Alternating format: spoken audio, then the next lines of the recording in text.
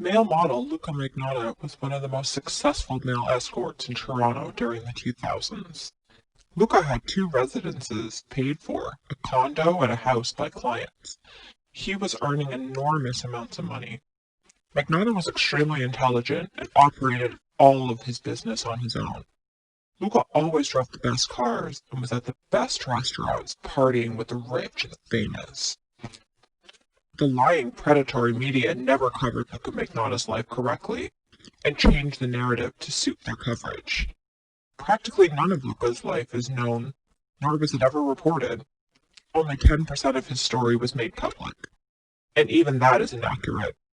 Almost nobody Luka was close to or connected to ever spoke about Magnotta to the idiots in the press. Moving on, Luka was working at the Leaside Towers in Toronto. Yes, he resided and worked at the same high-rise that Bruce MacArthur lived in. Luka met some very rich, powerful, and influential escort clients. One gave Luka a choice to star in a well-known TV series, but Luka turned down the offer. The other client invited Luka to move to Hollywood with him. Magnotta turned down his own television show and promptly relocated to Hollywood. Luka quickly met his friend Timothy Boehm, a well-known porn actor who went by the name of Marcus Allen. Luka and Timothy were constantly partying and going to nightclubs almost every single evening, and were partying until dawn.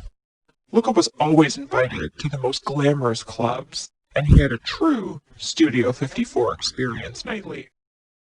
People often wonder what Luka's true personality is like. He is highly sophisticated, extremely intelligent with an IQ of 142. He is very loud and has a wicked sense of humor and swears like a sailor. The retards in the media know nothing about Luka. As usual, the reporters get everything wrong. Nobody even pays attention to the lying fake news media any longer. Luka and Timothy were constantly having threesomes and orgies with women. They really enjoyed tag teaming. Porn producer Chi LaRue was present at a lot of the parties that Magnotta and Boehm attended. Once Luka thought Timothy was having an affair behind his back because the two were dating. Boehm was in Palm Springs, and Luka drove drunk, wearing only a fur coat, speeding towards the desert naked in his black fur coat. And when Luka arrived and stormed into the house, Timothy was laughing. He enjoyed luring Luka to the desert home. Nobody else was there. Tim just wanted to make Luka jealous. Then they had wild, passionate sex all night. On a more darker note, Hollywood is an extremely dangerous place. People get swept away there, and the wild sex parties are notorious. Luka attended one. It was quickly apparent to him that there was young people that were not willing participants. If you have ever seen the film 120 Days of Sodom, or any of the Hostel films, you will understand. Young people were kept as sex slaves, and the powerful elite would do whatever they wished with their captives. Of course, Luka was not involved, he said years later. The entire situation resembled Jeffrey Epstein, but it involved torture and videotapes. Luka was an innocent bystander. Luka later said he was surprised to see so many well-known people at these sex parties. That's just what the powerful and famous do behind closed doors. People have claimed Luka was involved in many crimes all across Southern California, including arsons. Luka was reading James Patterson's book, Invisible, as a coincidence, but not because he was an arsonist. Luka was a pyromaniac and adored fires, but he denied igniting forest fires and burning down homes in a string of unsolved arsons. Also, Luka denies burning down his mother's home in 2010 when it happened. Luka additionally denies befriending Harvey Medlin, the airline attendant, in 2011. Luka denies meeting this man at the bar and having sex and cutting him up and throwing his body around the Hollywood sign. Luka also denies framing Gabriel Campos Martinez for the crime and the blackmailing him. All the similarities in the crimes are coincidental. Gabriel was convicted, and even though he says he was pressured, he was still convicted. Some people take deals even if they are innocent. Luka also says he denies Harvey Medlin hired him frequently while Luka was working as an escort in Hollywood. Luka was extremely high class and only cared about the money. Luka never gave a damn about any of his clients. Like most successful escorts, Luka was a skilled charmer and really good in bed.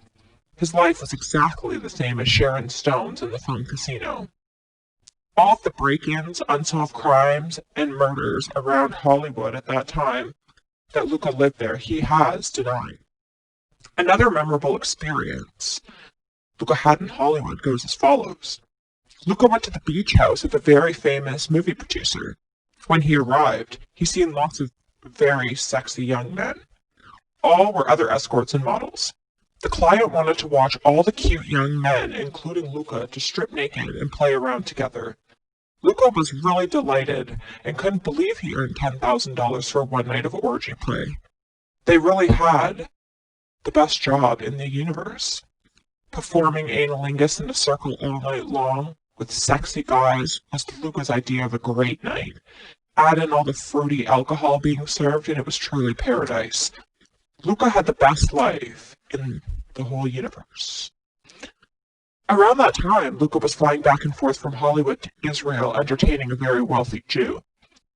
Luka was the only male escort who could provide the fetishes that this man wanted. In return, Magnotta received an enormous monthly allowance. Luka was officially rich and thankfully stored all of his money in Switzerland bank accounts. Back in Hollywood, Magnotta and Boehm broke up after Luka discovered Tim wanted to become a woman and began taking hormones. Luka despises transsexuals. Later, Timothy Boehm was convicted of murder in Denver, Colorado. Luka and Boehm are estranged. Luka was never a porn star himself, ever. He only did a few scenes to help out a friend. Luka's career was a top, expensive male escort. Luka never always did what he wanted to do, but he did what he had to do. Luka was flown all over the world at this time by his wealthy Hollywood clients. One of Luka's clients admitted to breaking into women's homes. This client would steal women's panties and sex toys. He then would wait outside for the women to return home. Once, a woman returned home. She was furious at her roommate. She stormed into the living room and confronted her female housemate. "Where is my dildo and all of my panties? You stole them, didn't you?"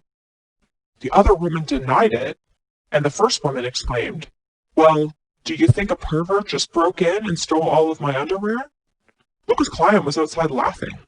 This client forced Luka at knife point to enter houses and have sex in people's beds when they were not home and videotaped the experiences. Luka Magnotta had countless lovers and passionate experiences while he lived in Hollywood. One day a book will hopefully be written about all the untold sex adventures. Luka left Hollywood, but always returned frequently for vacations. In the near future, I will hopefully release more about his Hollywood life. I've done extensive research and spoken with true insiders.